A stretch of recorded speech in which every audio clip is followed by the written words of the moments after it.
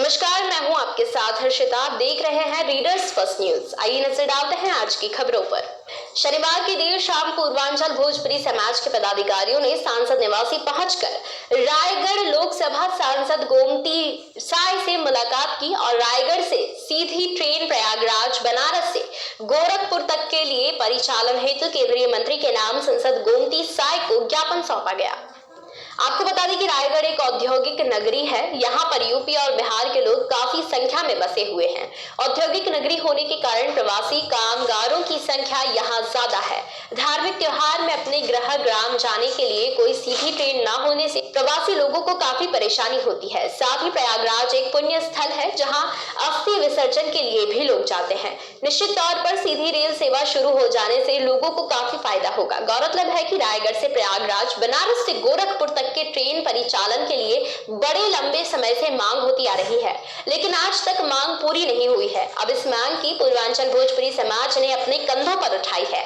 ज्ञात हो कि पिछले दिनों रायगढ़ विधायक प्रकाश नायक और लेलुंगा विधायक चक्रधर सिंह सिद्धार ने भी इस ट्रेन के परिचालन के लिए अनुशंसा की थी। वहीं अब सांसद गोमती साय भी पूर्वांचल भोजपुरी समाज को आश्वासन दिया है कि इस मुद्दे को वह केंद्रीय रेल मंत्री के समक्ष रखेंगे और ट्रेन परिचालन की मांग भी करेंगे। रायगढ़ से इलाहाबाद और उत्तर प्रदेश जाने की कोई सीधी रेल सेवा नहीं है, जिसके कारण हमारा पूर्वांचल भोजपुरी समाज के सदस्य और पदाधिकारी ये निर्णय लिए कि यहाँ से उत्तर प्रदेश के लिए, इलाहाबाद के लिए, बनारस के लिए, गोरखपुर के लिए सीधी रेल सेवा हो, ताकि यहाँ के लोग रहने वाले जो उत्तर प्रदेश के हैं उनको सीधी रेल सेवा मिल सके। और साथ ही साथ इलाहाबाद में भी बहुत से लोग यहाँ से जाते हैं अस्थि विसर्जन करने के लिए। किसी प्रकार की कोई कमी होती है तो वहाँ अस्थि विसर्जन करने जाते हैं, तो उनको भी सुविधा प्राप्त क्या है। बहुत पहले से मांग चली आ रही है कि रायगढ़ से कोई एक सीधी सेवा हो जाए ट्रेन की, जो इलाहाबाद, बनारस, गोरखपुर तक हो, लेकिन आज तक हो नहीं पाई।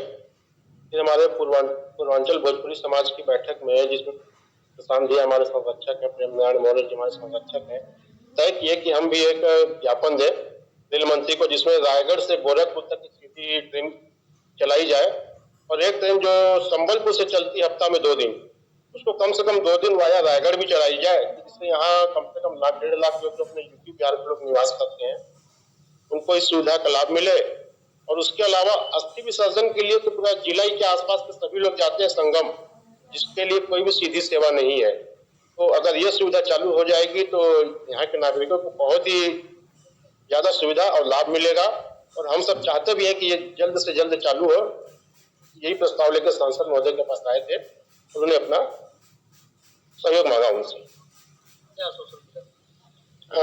सांसद महोदय जी का कहना था कि नहीं, हम इसमें प्रयास जल्द से जल्द करेंगे। और तो यहाँ तक बोलिए कि आप सत्र में आइए, हम रेल मंत्री जी से भी आपको मिलाएंगे। देखिए, अभी तो शुरुआत है। करत करत अभ्यास के जड़मत होत सुजान, रसरी आवत जात ही सिर पर पड़त निशान। अब शुरुआत किए हैं और निरंतर प्रयास करते रहेंगे, एक दिन जरूर कामयाब मिलेगा। रायगढ़ औद्योगिक नगर, चापा और झारसुगुड़ा में बहुत सारी ट्रेन रुकती है, रायगढ़ में इसके क्या प्रयास करेंगे? कोविड के पहले तो रुकता था, लेकिन कोविड के बाद जो है ये सिलसिला अभी बंद हो गया है और मैं पत्र व्यवहार करी हूँ। और नेक्स्ट सत्र तक मेरा प्रयास रहे कि जो स्टॉपेज रायगढ़ में होता था वो ट्रेन रुके, ऐसा मेरा अगले सत्र तक प्रयास है।